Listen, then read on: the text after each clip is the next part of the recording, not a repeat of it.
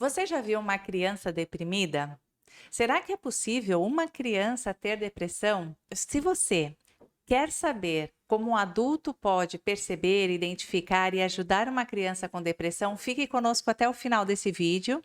Eu sou Amanda Moraes. Eu sou a Djane Moura. Esse é o Inteligentemente Podcast. Já aproveite agora, se inscreva no canal, compartilhe com quem está precisando. Então vamos lá. Digiane, eu observo muito no consultório hoje em dia, e olha que eu não atendo crianças pequenas como você, que as crianças estão com problemas de adultos. Isso não é novidade alguma, mas nós estamos vendo isso muito frequentemente.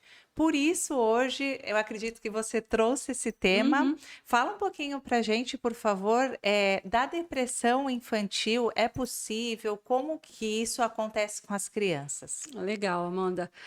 A primeira coisa que eu percebo é que falar de depressão infantil é falar de um tabu.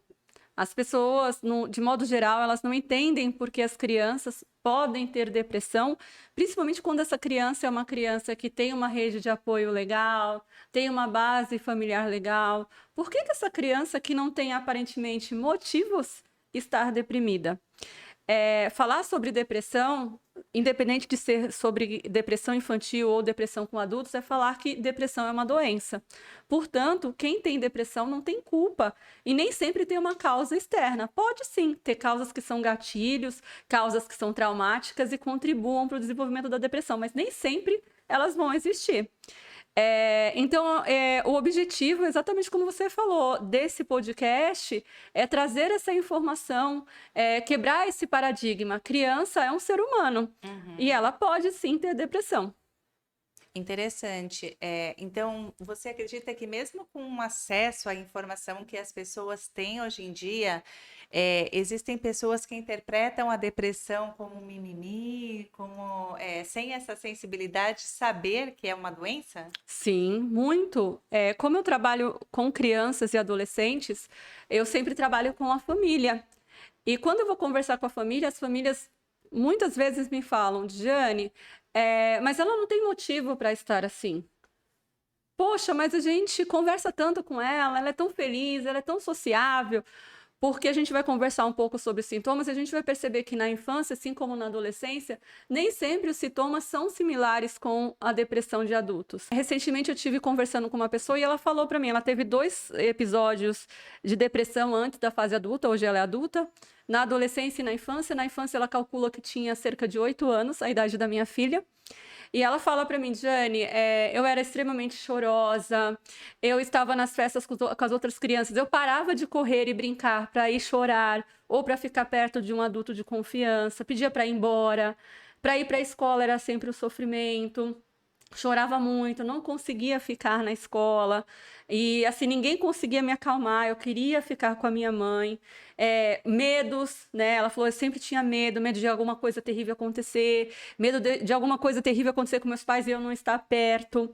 E os adultos, por falta de conhecimento, e às vezes não é que sejam pessoas que não têm acesso à informação, mas é que existe essa crença realmente que esses sofrimentos não alcançam as crianças. Interpretavam como ela era uma criança mais sensível, mais chorona. Ah, ela chorou, é porque ela sempre chora. Ah, ela não quis brincar com as crianças, é que ela é esquisita mesmo. E ela fala pra mim hoje como adulta, Diane, eu acho que se as pessoas que me cuidavam, e elas têm essa sobriedade de dizer, eles não têm culpa, né? Mas se eles percebessem que era, assim, uma questão de me levar num profissional de saúde mental e eu tivesse feito um tratamento, talvez hoje como adulta eu não teria depressão e o meu sofrimento que se estendeu aí da infância até a adolescência e hoje adulta eu faço tratamento não estaria nessa proporção. E é verdade. A gente sabe que a intervenção precoce ela é muito bem sucedida, né?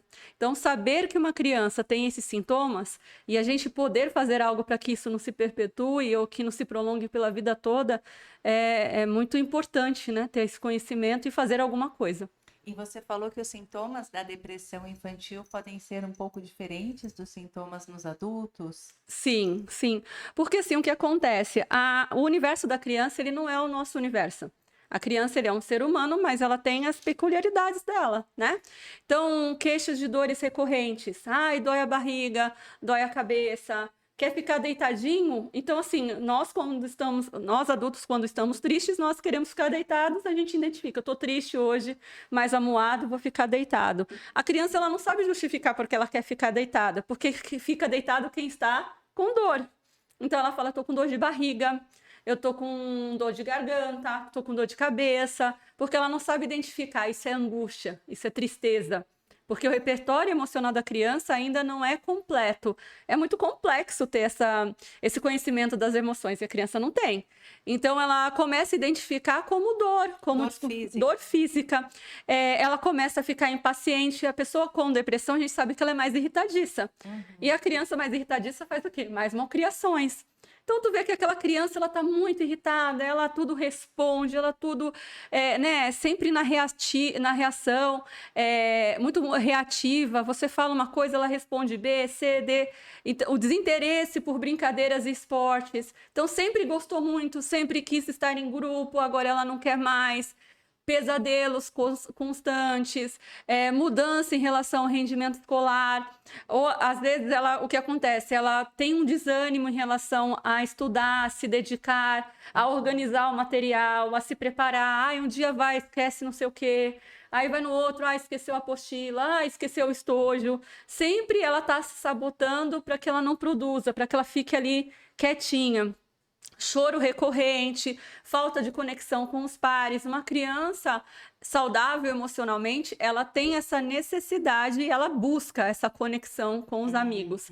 Se essa criança ela busca o isolamento, é um sinal de alerta. Sim. Outros sintomas mais comuns, além desses, do isolamento, da criança se queixar de alguma dor física, existem mais alguns sintomas que você percebe? Sim, existem os sintomas que a gente percebe nos adultos. Aí a gente vai ver mudança em relação aos hábitos alimentares, ou diminui a forma como se alimenta, ou aumenta, o isolamento social, que os adultos também, né, acabam buscando ficar mais quietinhos, ou alterações do sono, ou dormem muito, ou dormem menos do que o esperado. Existem características muito similares à depressão no adulto, inclusive existem escalas. A gente pode perceber a criança com uma depressão mais sutil, mas também com sintomas mais prejudiciais e que atrapalham mais. Inclusive, quando a depressão ela vem muito sutil, pode ser confundido com o temperamento dela ser uma criança mais, como eu já disse, né, mais chorosa, mais quietinha, menos sociável. Mas se tem um sinal de alerta, é importante procurar ajuda. É verdade. Então, pais, prestem atenção no comportamento dos seus filhos. Sim. Né? E percebam se existem alguns sintomas que a Diane está trazendo aqui. Muitas vezes eles são mascarados porque em criança é uma outra linguagem, é muito diferente, né, do que no adulto. E desconstruir essa ideia de que, assim, se eu procuro ajuda, meu filho é problemático, ou então eu estou fazendo alguma coisa de errado. Não, você percebe que a criança tem algum tipo de dificuldade, procure ajuda profissional para você saber, às vezes é um ajuste, às vezes são pequenas orientações que vai trazer muito mais qualidade de vida para ela e para a família, né? Eu percebo que às vezes as pessoas têm um medo. Nossa, mas se eu for na psicóloga e a psicóloga disser que meu filho tem algum problema, como se fosse uma desvalorização do trabalho dos pais, né? Como se você falasse para os pais, olha, você não está fazendo as coisas direito, por isso que seu filho está doente. E não tem nada a ver com isso. É verdade. E as causas? Por que as crianças deprimem? As causas, elas são multifatoriais, como nos adultos. A gente pode pensar até em herança genética. A gente sabe que a depressão ela pode ser recorrente, né? Uma mãe, um vô, um tio, e aí você vai ver numa família, né? Quando a gente vai fazer ali a anamnese, você fala, poxa, tem vários casos na família de depressão. Então, você percebe que, assim, o que essa criança fez para ter depressão? Nada. O que aconteceu na vida dela para ela ter depressão? Nada. Veio ali na estrutura genética dela. Ou pode sim ter algum tipo de situação traumática. Por exemplo, tem um filme que é lindo, que se chama O Parque dos Sonhos. É uma animação livre, pode toda a família ver, super indico. E a história conta o relacionamento de uma menina com a mãe dela, e elas são super sonhadoras, e elas têm um parque na imaginação delas. E elas estão criando aquele parque dentro de casa, tem de tudo, e é reciclável. Num dado momento, a mãe descobre que está doente. e ela fica internada por muito tempo. E aí essa menina acaba perdendo seus sonhos, né? E ela vai adoecendo. Para nós que somos profissionais, a gente vai vendo que é um caminho para a depressão. Ela vai ficando em alerta, ela acha que o pai vai ficar doente também. E aí ela começa a abrir mão de estudar para cuidar do pai, para que o pai não fique doente. Ela não quer ir na excursão da escola para cuidar do pai. E até ela perceber essa tristeza, identificar, respeitar essa tristeza, né? Para que ela possa pedir ajuda. Acontece ali todo um caminho, que a gente pode perceber o quê? Que uma criança pode ter depressão porque está passando por um momento difícil, por exemplo. Então, as causas podem ser variadas.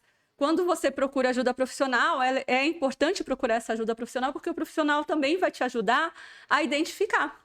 Por isso que é tão importante ter alguém que fale sobre depressão infantil. Sim. Porque se ninguém falar sobre esse assunto, como que os pais vão saber identificar uma criança com depressão e prevenir, na verdade, que seja um adulto com depressão e com problemas ainda maiores, né, decorrente da depressão.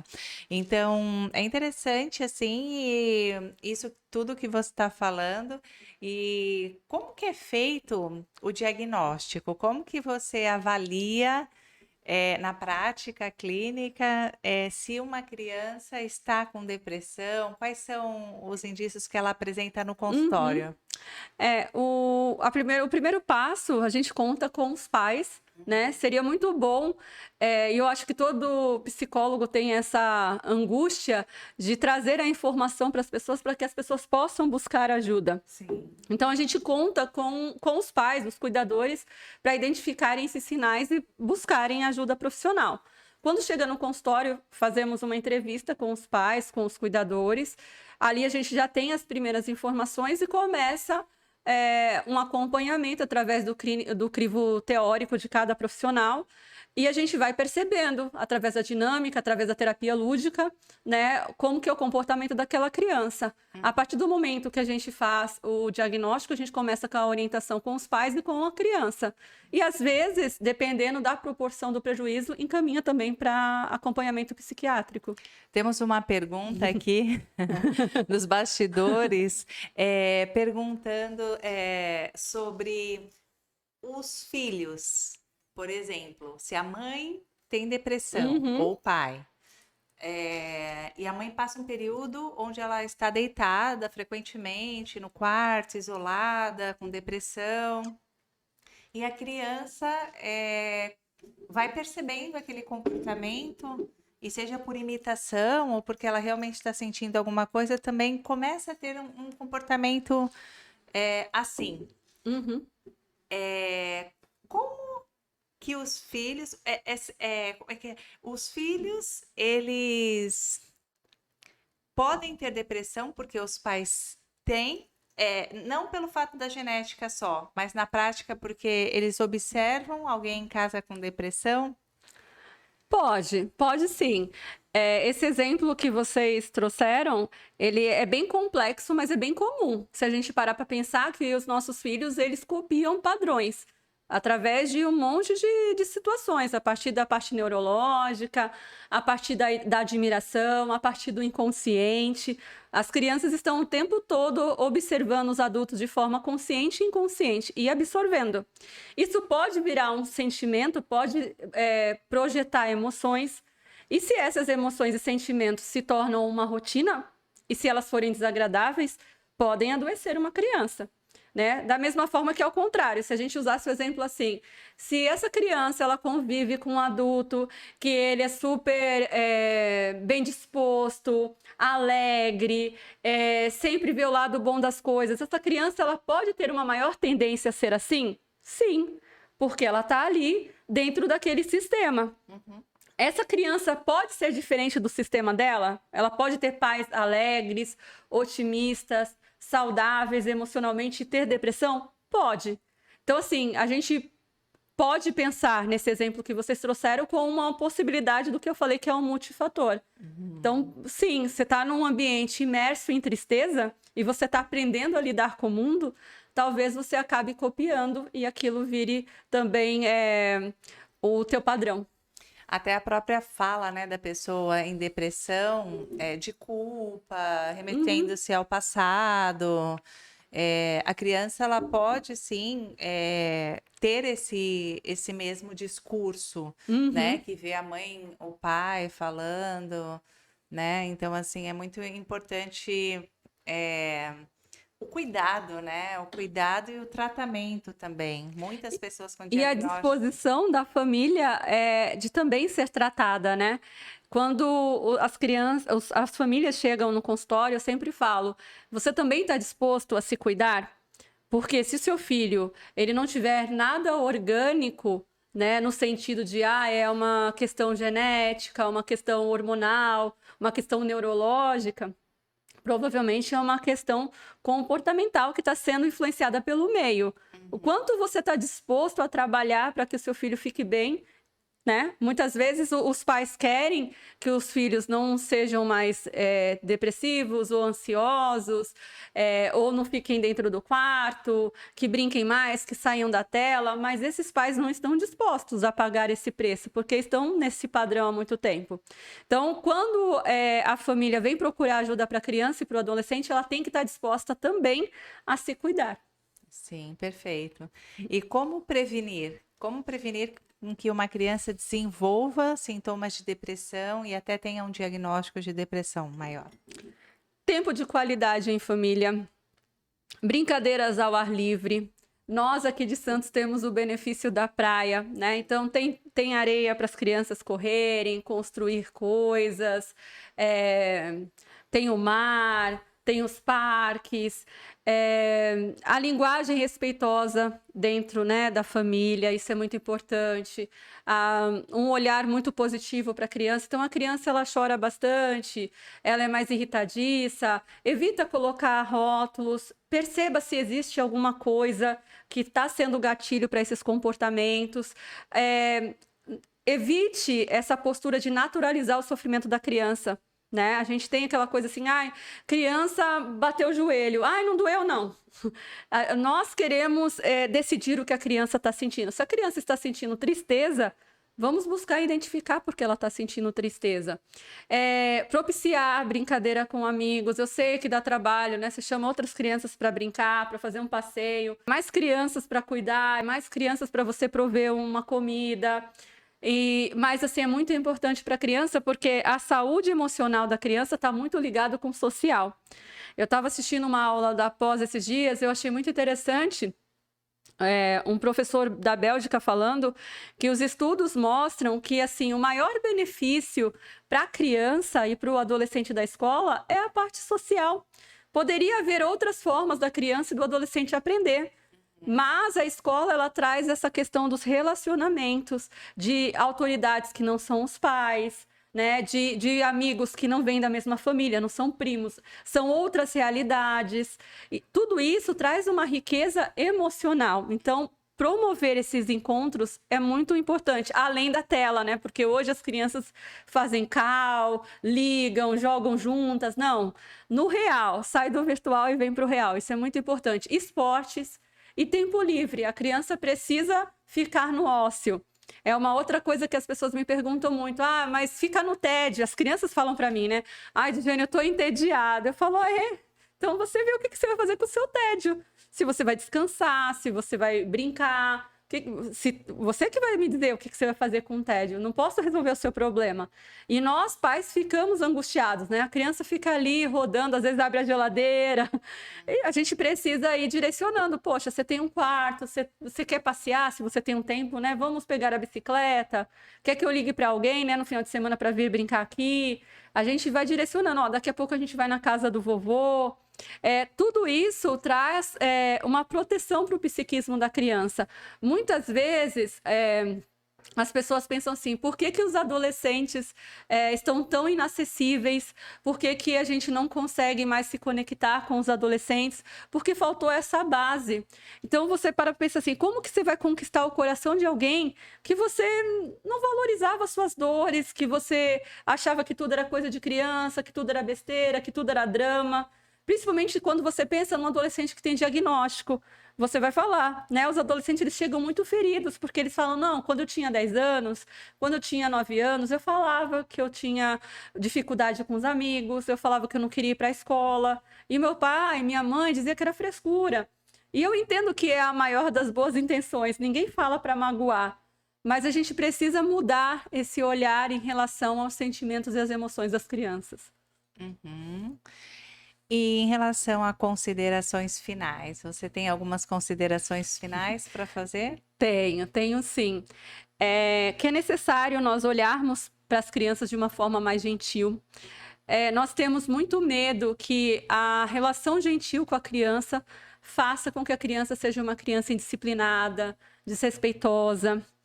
E muitas vezes essa postura adoece as crianças, adoece os adolescentes, porque nós nos colocamos distantes, como se fôssemos figuras que você deve me respeitar. E assim, por exemplo, se eu tenho um patrão, um chefe, eu não vou abrir meu coração com ele. Ele é uma figura distante de autoridade. Eu não vou chegar, olha, sabe o que é hoje? Eu estou triste por X motivo. Eu preciso ter uma proximidade para se abrir. E a proximidade tem a ver com, muitas vezes, eu respeitar o mau humor do outro, né? Eu respeitar que o outro não entendeu o que eu quis dizer, né? Não me impor por força. Ah, Diane, mas isso não vai deixar a criança mal educada? Você não sabe como tem temperamento forte? Eu sei. Eu lido com crianças há 15 anos, tenho minha filha, né, 15 anos na clínica, mas eu sempre fui envolvida com trabalho com crianças.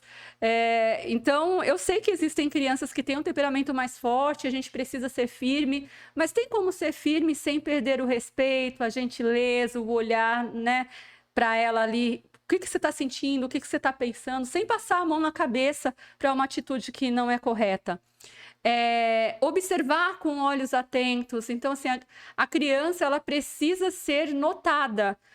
Eu gosto muito do exemplo lá daquele livro do Despertar da Leoa, que a leoa, ela cheira seus filhotes, ela carrega seus filhotes, né? Então, a criança, o bebê leão, ele tem toda a atenção das mulheres, das leoas.